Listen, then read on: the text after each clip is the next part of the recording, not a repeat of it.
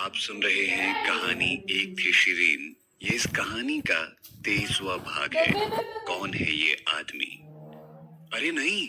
उन्होंने तुरंत दरवाजा खोला और चिल्लाते हुए बाहर निकले। सिपाहियों! एक हंगामा सा अचानक से भड़क उठा और आखिरकार हर कोने में छिपे सभी गुप्त सिपाहियों ने उसे घेर लिया और उसे संबोधित किया। महाराज, क्या आप में से किसी ने मेरे कमरे के बाहर एक आदमी को जाते हुए देखा? सेनापति ने नीची आवाज में पूछा।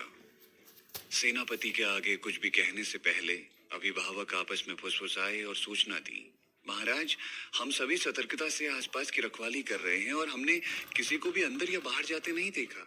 सेनापति का घर अपनी सुरक्षा के लिए प्रसिद्ध था, विशेष रूप से सेनापति के कमरे के संबंध में। वहां के सिपाही मच्छरों को भी अंदर और बाहर आते हुए देख सकते थे। सेनापति ने अपने सैनिकों की बातों पर भरोसा किया और उनकी बातों को सुनने के बाद वो घबरा गया। वो कौन था? एक अमरजोत या एक शैतान? उसकी बेचैनी बढ़ती गई। यद्यपि वो आदमी की पहचान रहस्य में डूबी हुई थी, कम से कम उसने उसे कोई खतरा या हानि नहीं पहुंचाई। हालांकि उसके द्वारा बताई गई बातों की जांच होनी चाहिए थी। कुछ विचार के बाद उसने अपने सिपाहियों की ओर रुख किया और उन्हें कुछ निर्देश दिए। पहरेदारों ने इसे स्वीकार कर लिया और चले गए। उसने फिर खुद से कहा, रमाकांत राव, ठीक है अगर तुमने मेरे बेटे को नहीं मारा, लेकिन अगर वो तुम थे तो मैं तुम्हें तुम्हारे खून से भुगतान करवाऊंगा। वो रात हंगामे से भरी हुई थी। 12वें राजकुमार यानी रमाकांत राव अनिद्रा से पीड़ित थे और सो नहीं पा रहे थे। बिस्तर पर रहते हुए उन्होंने महसूस किया कि अचानक उनकी रीढ़ की हड्डी कंपकपी से ढक गई थी, जिसके बाद उन्हें एक छींक आई। उसने अपनी नाक रगड़ी और संदेह से भर गया। कोई उसे कोस रहा था। जब रात भोर से पहले सबसे ज्यादा अंधेरी थी, कुछ सितारे चमक रहे थे। चमकती रोशनी ने खाई और नदी के चारों ओर दिखाई देने वाली झाड़ियों को दर्शनीय बनाया, जो कि क्षितिज में बहती थी। शिरीन एक व्यस्त शाम से कुछ थकी हुई दिखाई दे रही थी। उसने नींद में खुद को नदी में टेलीपोर्ट कर लिया। वो अपने विचारों में इतनी उलझी हुई थी कि उसने अनुपस्थित रूप से नदी में पैर रखा। सौभाग्य से उसकी त्वरित प्रतिक्रिया की मदद से वो आसानी से किनारे पर जाने में कामयाब रही। उसने अपनी अतिरिक्त लंबी पतलून और काले रंग की पोशाक के साथ जूते को भी उतार दिया। एक पल के भीतर उसने उन्हें चट्टान से बांध दिया और उन्हें नदी में फेंक दिया। उसने इसे इतनी कुशलता से किया कि केवल एक छोटे से रूप में वो देखी जा सकती थी, जो दीवार के साथ खड़े संतरी का ध्यान आकर्षित करने में बिल्कुल असफल थी। जब उसने पानी में उठी लहरों को दूर से देखा तो उसने राहत की सांस ली और संतोष में अपने हाथों पर लगी धूल साफ कर दी। ये थकाने वाला कार्य था, लेकिन ये काम नींद त्यागने लायक था। उसका मानना था कि उसकी सभी व्यवस्थाओं के बाद वो आधिकारिक रूप से अपनी व्यवस्थित शादी को खारिज कर सकती थी और यहाँ तक कि गलत तरीके से मारी गई उस शरीर की पुरानी मालकिन का बदला लेने के लिए उन बेकार प्रेमियों को भी फंसा सकती थी। इससे पहले कि वो कुछ नींद पाने के लिए टेलीपोर्ट करने का प्रयास करती, पहले उसने एक लंबी जम्हाई आने दी। अचानक हवा के एक झोंके ने इलाके को घेर लिया और एक आह सुनी जा सकती थी। आहें हल्की थी, जैसे हवा में गिरता हुआ फूल नाच रहा हो या कुछ शाखाओं के बीच से बह रही बसंत की हवा हो।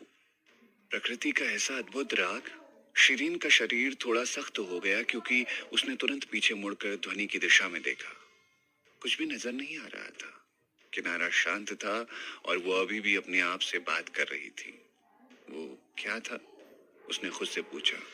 शिरीन ने अपने होठों को काटा और बिना किसी हिचकिचाहट के उसने अपनी शक्तियों का उपयोग करते हुए हवा में एक संदेश लिखा। तुम कौन हो? बाहर आओ। जब उसने ये सब लिखा तो वो किसी जवाब की उम्मीद नहीं कर रही थी। वो केवल उस व्यक्ति के लिए एक चेतावनी थी, क्योंकि वो जानती थी कि कोई व्यक्ति उसके आसपास है। वो उसे छिपे रहने के लिए मजबूर करना चाहती थी। उसके आश्चर्य के लिए जैसे ही उसने लिखना समाप्त किया, उसके शब्दों के अलावा एक और पंक्ति बन गई और दूसरी तरफ से आई, मैं कोई नहीं हूं, मैं बाहर नहीं आ रहा हूं। शब्द पतली हवा से प्रकट हुए और खुद को जादुई तरीके से व्यवस्थित किया। इससे वो डर गई। उसने कदम पीछे लिया और शब्दों को देखा। वो काफी सुंदरता के साथ लिखे गए थे। वो अक्षर हवा में घूम रहे थे और गायब होने से पहले वो धीरे धीरे शिरीन के चारों ओर घूमते रहे। शब्द गायब हो जाने के बाद हवा में थोड़ा तनाव का एहसास हुआ। शिरीन सोच में पड़ गई। ये किस तरह का जादू है? ये भूतिया था या शक्तिशाली था? शिरीन खुद से सोच रही थी। अगर ये कोई और होता और इस भयानक अनुभव का सामना करता तो वो अपने जीवन के लिए भाग जाता या भाई से जम जाता। यदि ये किसी और अधिक साहसी व्यक्ति के साथ होता तो वो अपने बचाव के लिए अपने हथियार निकाल लेता और उस व्यक्ति को ढूंढने के लिए अपने आसपास अपने हथियार को घुमाता। शिरीन ने हालांकि अपने होठ के कान को थोड़ा सा ऊपर उठाया और हवा में एक उत्तर लिखा। तो मुझसे फिर चाहते क्या हो? मैं तुम्हारी दुश्मन नहीं हूं और मैं नहीं चाहती कि चीजें मुश्किल हों। ये बताना कठिन है। भूतिया शब्द फिर से दिखाई दिए, इस बार एक ठंडी और गहरी लिखाई में। शिरीन चुप रही। वो सोच में पड़ गई। उसने ऐसा क्यों कहा? इससे उसका क्या मतलब था? बताना मुश्किल है। क्या वो चीजों को कठिन बनाने वाली बात का खंडन कर रहा था? आपका क्या मतलब है? मेरी अज्ञानता को क्षमा करें, मुझे कुछ भी समझ नहीं आया, शिरीन ने जवाब दिया। मैंने अभी तक तय नहीं किया है, वहां से जवाब आया। शिरीन हैरान थी। क्या मैं तुम्हारी दुश्मन हूं? उसने जांच करने की कोशिश की। एक पल के बाद व्यक्ति ने शांति से उत्तर दिया, हे। शिरीन सोच रही थी कि ये कौन है। क्या ये व्यक्ति उसका दुश्मन है या पुरानी मालकिन के दुश्मनों में से एक है? हालांकि वो ये नहीं जानती थी कि वो ये किससे बातें कर रही है और वो अपनी पहचान उजागर भी नहीं करना चाहती थी। कुछ विचार के बाद उसने लिखा, समान चेहरे वाले बहुत से लोग होते हैं। आपने मुझे किसी और के साथ भ्रमित कर लिया होगा, क्योंकि वो केवल कुछ दिनों से इस दुनिया में थी। उसे याद नहीं आ रहा था कि उसने इस अपने व्यक्तित्व के साथ किसको गुस्सा दिलाया था। इस बीच उसने अपने परिवेश का निरीक्षण किया, लेकिन फिर भी किसी का पता नहीं लगा सकी। शिरीन ने थोड़ी देर के लिए प्रयास किया, लेकिन पतली हवा से शब्दों को प्रकट करने के कौशल के साथ वाले किसी भी व्यक्ति को वो याद नहीं कर सकी। मैं आपकी दुश्मन नहीं हूं। मेरा मानना है कि हम सिर्फ इत्तेफाक से मिले, शिरीन ने उसे समझाया। ऐसा क्या? ये जवाब दूसरे व्यक्ति की ओर से आया। उसकी इस प्रतिक्रिया ने शिरीन को हैरानी में डाल दिया। शिरीन ने अपने दिमाग में हर एक व्यक्ति जिससे वो अब तक मिली थी उसे याद किया, लेकिन इस तरह के कौशल वाले किसी भी व्यक्ति को वो याद नहीं कर सकी। जैसे ही सूरज की रोशनी भोर के बादलों में घुसी, शिरीन ने अचानक से मुस्कुराते हुए हवा में कुछ लिखा। मैं इस स्थिति का कुछ नहीं कर सकती। अगर आपको लगता है कि आपको बदला लेने की जरूरत है तो मैं इसे स्वीकार करूंगी, लेकिन अगर आपको गलत व्यक्ति मिल गया है तो कृपया चले जाओ, क्योंकि मुझे ये खेल खेलने में कोई दिलचस्पी नहीं है। अलविदा। मुझे उम्मीद है कि हमारे रास्ते दोबारा कभी नहीं टकराएंगे। उसके बाद वो उसे जो शब्द लिखना चाहती थी उसने उसे लिखना शुरू कर दिया। उसने मुड़कर दूर टेलीपोर्ट कर लिया और नदी का किनारा दोबारा अपनी शांतिपूर्ण स्थिति में लौट आया। एक क्षण बाद एक आदमी नदी के किनारे पर दिखाई दिया। उसने एक जोड़ी नकाब के साथ एक भूत का मुखौटा पहन रखा था। उसके काले बाल और सफेद पोशाक हवा में उड़ते हुए दिखाई दे रहे थे। हवा ने उसे एक आकर्षक आदमी के रूप में प्रकट किया। वो वहीं खड़ा रहा और अपने होठों के किनारों को थोड़ा और ऊपर की ओर झुका दिया। उसने अपने हाथ को थोड़ा सा ऊपर उठाया और बहता पानी तुरंत एक जलचक्र बन गया जो आसपास के वातावरण में बह गया। एक क्षण बाद उसका हाथ हवा में चल रहा था और नदी के किनारे कुछ करने की कोशिश कर रहा था। वो शिरीन द्वारा पीछे छोड़े गए नकाब और कपड़े हासिल करना चाहता था। उस आदमी ने जांच की कि वहां क्या बचा था और किस तरह से शिरीन ने एक चट्टान के साथ उन कपड़ों को बांधा था। शिरीन ने अपने निशानों और सबूतों से छुटकारा पाने का एक विशेष तरीका सीखा था। उसने सुनिश्चित करने के लिए एक बेहद जटिल गांठ बांध ली ताकि उन चीजों को चट्टान से अलग नहीं किया जा सके। चट्टान का अवलोकन करने के बाद आदमी ने अपना सर हिलाया। जाहिर है उसने गांठ बांधने के तरीके की प्रशंसा की। उसने अपनी उंगलियां हिलाई और उसके चारों ओर एक सफेद रोशनी चमक गई। कपड़े और मुखौटा तुरंत चट्टान से अलग हो गए और यहाँ तक कि जूते भी बाहर आ गए थे। आदमी ने जूतों का अवलोकन किया। वो ज्यादा ऊंचे नहीं थे, लगभग 3 इंच, इसीलिए ये एक बौने से सामान्य से दिखने वाले व्यक्ति में बदल सकते थे। यदि वो इसे एक लंबी पोशाक के साथ ढकता है तो कोई भी नहीं जानता होगा कि वो ऊंचे जूतों का उपयोग कर रहा है। आदमी को एहसास हुआ कि शिरीन अपने लक्ष्यों को प्राप्त करने के लिए बहुत बुद्धिमान तरीकों का उपयोग कर रही थी। उसने नकाब उठाया और उसे ध्यान से देखा। मुखौटा बहुत आम था और सड़क पर आसानी से पाया जा सकता था। ये उतना अच्छा नहीं था जितना उसके पास था। अद्भुत, वो चिल्लाया। वो गहरी सोच में अपनी ठुड्डी को छू रहा था और उसकी आंखें चमक रही थी। ये छोटी लड़की नहीं जानती कि उसे किसने ढूंढ निकाला है। वो अभी भी सोचती है कि वो निर्दोष है। उसने खुद से कहा। दरअसल वो अपना बदला लेना चाहता था, लेकिन उसे इस बात का अंदाजा नहीं था कि वो कितनी शक्तिशाली है। उसने फिर से अपना हाथ लहराया और ऐसा करने पर सब कुछ तुरंत व्यवस्थित हो गया और सूख गया। कौन है? किसी को दूरी से यह सवाल पूछते हुए सुना जा सकता था। शायद उसने बहुत शोर मचा दिया था या फिर ये सभी के जागने का समय था। दीवार के ऊपरी छोर पर खर्राटे ले रहे सैनिकों ने धीरे से अपनी आंखें खोली और नीचे देखते ही चिल्लाए। उन्होंने देखा कि एक काली पोशाक हवा में तैर रही है, क्योंकि हवा चल रही थी। पोशाक जमीन पर गिरते ही सैनिकों को अपने पैर में सुन्नता महसूस हुई। आप सुन रहे हैं कहानी एक थी शिरीन। ये इस कहानी का 24वां भाग है, भरपाई। बाकी सैनिकों ने जल्दी से ही देखने की कोशिश की कि ये हंगामा किस बात का था। जब उन्होंने देखा तो हर कोई हैरान रह गया, क्योंकि आकाश में अभी भी अंधेरा था। उनमें से किसी ने भी नहीं देखा कि पोशाक के जमीन पर गिरने के बाद क्या हुआ। एक उच्च कुशल सैनिक जो युद्ध कला का विशेषज्ञ था, उसने उस क्षेत्र की जांच करने के लिए ऊंची दीवार से छलांग लगा दी। हर कोई उसके लिए चिंतित था। एक पल बाद वो सैनिक दोबारा से दिखाई दिया और कुछ छलांगे लगाकर वो दोबारा से दीवार पर चढ़ गया। वो अपने साथ वस्तुओं का ढेर लेकर आया था। वो एक काली पोशाक थी, एक बड़ा सा भूतिया मुखौटा और एक जोड़ी जूते। इन सबको साथ में रखा गया था। ये क्या है? सैनिकों के नेता ने पूछा। सिपाही ने घुटने टेके और सूचना दी। सेनाध्यक्ष जी, हमने इसे खाई से निकाला जो नदी के किनारे पर बनाई गई है, लेकिन हमने वहां किसी को भी देखा नहीं। सेनाध्यक्ष ने पूछा, क्या आपने इसे व्यवस्थित किया है? ये बहुत साफ है। सिपाही बोला, इसे ऐसे ही ढेर किया गया और एक बड़ी चट्टान पर रखा गया था। कपड़े देखते ही सेनाध्यक्ष दंग रह गया। जिस समय सिपाही दीवार से नीचे कूदा था, वहां से नदी के तट तक पहुंचने में आधे मिनट से भी कम समय लगता था। कपड़े को मोड़कर इतने करीने से खड़ा किया गया था कि स्त्री करने में माहिर लोग भी इतने समय में इसे पूरा नहीं कर सकते थे। यदि कपड़े प्रेतों से मुक्त हैं तो आसपास के क्षेत्र में कोई महान स्वामी जरूर होना चाहिए। इसीलिए उन्होंने स्थिति की जांच करने का फैसला किया। शिरीन ने पूरे दिन अपने कमरे में अच्छी नींद ली। उसकी अनुमति के बिना किसी ने भी उसे बाधित करने की हिम्मत नहीं की। हालांकि शाम को कमरे के बाहर हो रहे शोर के कारण वो जाग गई थी।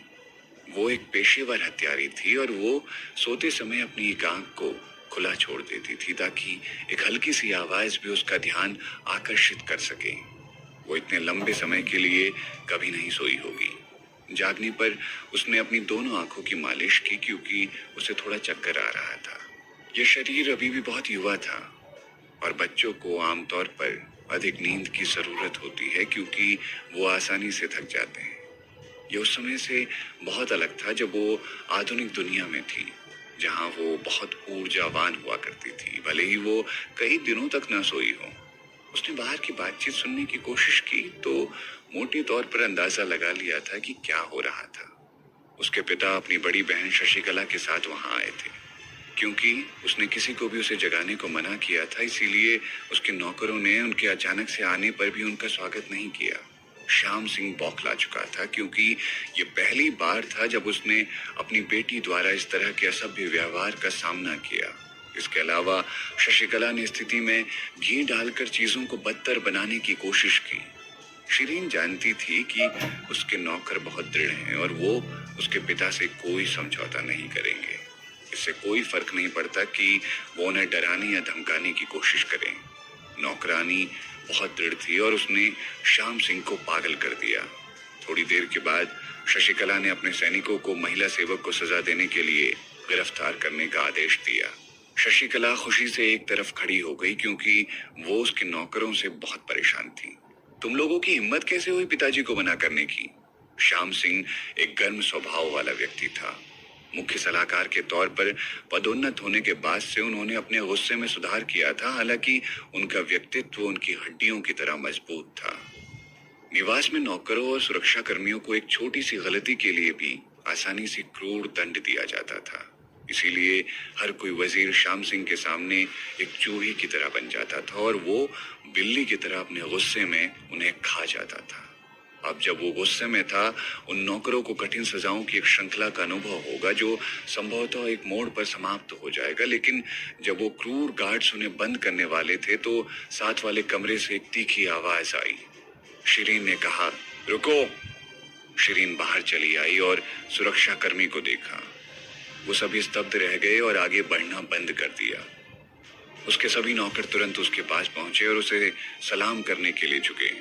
मोहतरमा, श्याम सिंह ने गुस्से से उसे देखा और कहा, छोटी बिटिया, आप कमरे में थी, आप पहले क्यों नहीं आई? वो गुस्से से नौकरों पर झपटा और चिल्लाया, आपके सभी नौकर बहुत ज्यादा जिद्दी हैं। वो मुझे आपके कमरे में प्रवेश करने से रोक रहे थे। ये अस्वीकार्य है, वो सजा के लायक है, इन्हें बंद कर दें। जब वो सुरक्षा कर्मी को बुला रहा था तब शिरीन ने उससे सवाल पूछा, वजीर श्याम सिंह जी, क्या आपने इन नौकरों को मुझे नहीं सौंपा है? बेशक, ये सभी आपके लिए ही काम करते हैं, श्याम सिंह ने जवाब बिना दो बार सोचे समझे कहा। शिरीन ने एक बार दोबारा सवाल किया, तो नौकरों का क्या कर्तव्य है? बेशक उन्हें अपनी मालकिन की सेवा करने और आदेश को सुनने का निर्देश है। शिरीन एकदम से बोली, आपने जो कहा है उसके अनुसार, क्योंकि वो मेरे सेवक हैं, मेरे आदेशों को सुनने में उनका क्या कसूर है? आप उन्हें क्यों गिरफ्तार कर रहे हैं? शिरीन ये कहने के बाद चुप हो गई। उसने अपने नौकरों पर नजर डाली और कहा, वो सेना की शक्ति से डरते नहीं हैं और मेरे निर्देशों का पालन करते हैं। ये एक निष्ठावान और महान सेवकों के समूह है। वजीर श्याम सिंह सेना के सैन्य नेता हैं। क्या आप सैनिकों को दंडित करेंगे जो आपके प्रति वफादार हैं? उसके शब्दों ने श्याम सिंह को भयभीत कर दिया। वो भड़क गया और कहा, ये सही है कि वो आपके प्रति वफादार हैं, लेकिन उन्होंने मुझे नहीं रोकना चाहिए था। शिरीन ने उसे बाधित किया और कहा, फिर ये मेरी गलती है। मैं ही थी जिसने उन्हें किसी को भी मुझे परेशान करने की अनुमति नहीं देने के लिए कहा था, और मैं उन्हें आपको बाहर ना करने के लिए कहना भूल गई थी। यदि आप उन्हें दंडित करने के लिए जोर देते हैं तो उनकी जगह मुझे दंड दें। मैं किसी को भी मेरे निर्देशों का पालन करने के लिए दंडित नहीं होने दूंगी। वो सूर्यास्त के नीचे खड़ी थी और छोटी सी लग रही थी, लेकिन उसकी बातों ने सभी को उसकी ताकत का एहसास कराया। नौकरों ने अपने दिल में उसके प्यार की गर्माहट महसूस की और कहा, मालकिन, जब हम मरेंगे तब भी हम आपके प्रति वफादार रहेंगे। वो फिर घूम गए और श्याम सिंह से कहा, कृपया हमें दंडित करें, लेकिन हमारी युवा मालकिन को चोट ना पहुंचाएं। श्याम सिंह चुप हो गया और वो नौकरों को पागल कहने लगा। वो अपनी बेटी को चुपचाप देख रहा था और उसने महसूस किया कि वो उसे आज समझ पाया है। वो अचानक हंस पड़ा। बहुत सही, बहुत सही। वास्तव में तुम ही मेरी बेटी हो। बहुत हो गया। उसने हंसते हुए अपने हाथ एक साथ जोड़ लिए। वो खुश था। उसकी दो बेटियां थी, लेकिन उनमें से कोई भी शिरीन जैसा नहीं था। वो बहादुर और साहसी थी, यहाँ तक कि उनके पसंदीदा बेटे ने भी ऐसा व्यवहार कभी नहीं किया था।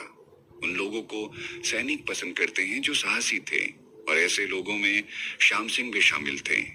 वो अब पहले के अपराध के बारे में भूल गया था और मदद नहीं कर सकता था, लेकिन उसके और उसकी बेटी के बीच समानता पर ध्यान केंद्रित कर सकता था। बिटिया, पिता आपको और आपके नौकरों को दंडित नहीं करेंगे।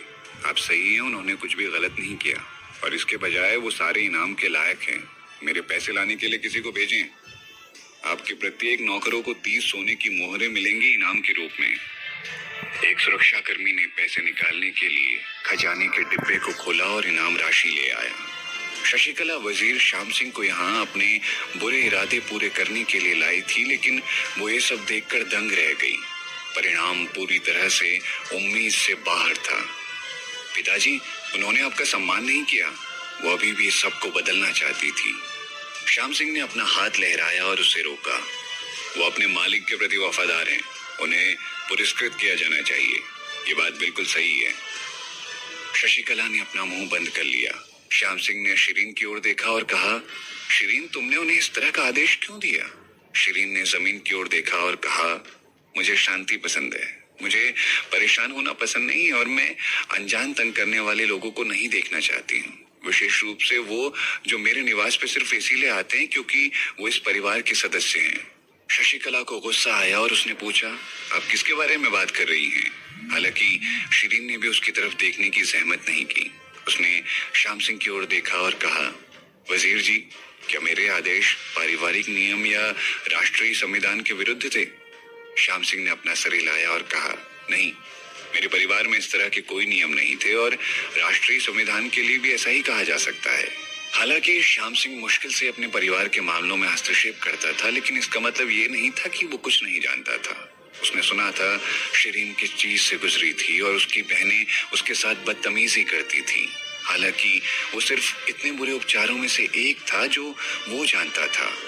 वो भी उसे तब पता लगा जब शिरीन ने उसे अपना भोजन दिखाया और जिस स्थान पर वो रहती थी वो दिखाया। वो जानता था कि शिरीन के साथ किस तरह का व्यवहार हुआ करता था। उसने उस पर पर्याप्त ध्यान न देने के लिए दोषी महसूस किया। वो आगे बढ़ा और उसका हाथ पकड़कर बोला, शिरीन, पिता के यहाँ आने का कारण आपको कुछ बताना है। शिरीन ने पीछे की ओर कदम बढ़ाया और अपना हाथ हटा लिया। आप मुझे सीधे बता सकते हैं? श्याम सिंह को दिल में दर्द महसूस हुआ कि उसकी बेटी उससे दूर चली गई है। उसे काफी पछतावा हो रहा था। उन्होंने आज से कुछ समय पहले ही इस बेटी को देखा था। वो सबके पीछे छिपती थी, लेकिन उसकी आंखों से हमेशा पता चलता था कि वो प्यार की तलाश कर रही है। वो उम्मीद करती रही कि वो उसके साथ ऐसा व्यवहार कर सकता है जैसा उसने उसकी अन्य बहनों के साथ किया था, यानी कि उसके सर को थपथपाया जाए या उसकी तारीफ की जाए। हालांकि ऐसा कभी नहीं हुआ। उसने कभी उसके साथ ऐसा कुछ नहीं किया। हर बार जब उसने उसे देखा तो उसने बहाना किया कि उसने उसे नहीं देखा है या उसे डांट दिया करता था, जिससे वो और ज्यादा कायर हो गई थी। हालांकि अब चीजें अलग थी। उस समय उसे डांटने में संतुष्टि मिली। ये उसकी माँ से बदला लेने का एक तरीका था। वो महिला जो आपके पक्ष में रहने के बजाय मर जाना सही समझती थी। उसे इस बात का कोई अंदाजा नहीं था कि उसने अपना बदला सफलतापूर्वक ले लिया है या नहीं, लेकिन वो जानता था कि उसकी इस हरकत ने उसे उसकी बेटी से दूर कर दिया है। शिरीन को अब उसके प्यार की जरूरत नहीं थी, वो भी तब जब वो अपने गलत कामों की भरपाई करने का इरादा बना चुका था। वो उसे वजीर कहकर संबोधित किया करती थी जैसे वो कोई अजनबी हो। श्याम सिंह रिश्तों को दुरुस्त करने की फिराक में थे, लेकिन सफल नहीं हो पा रहे थे।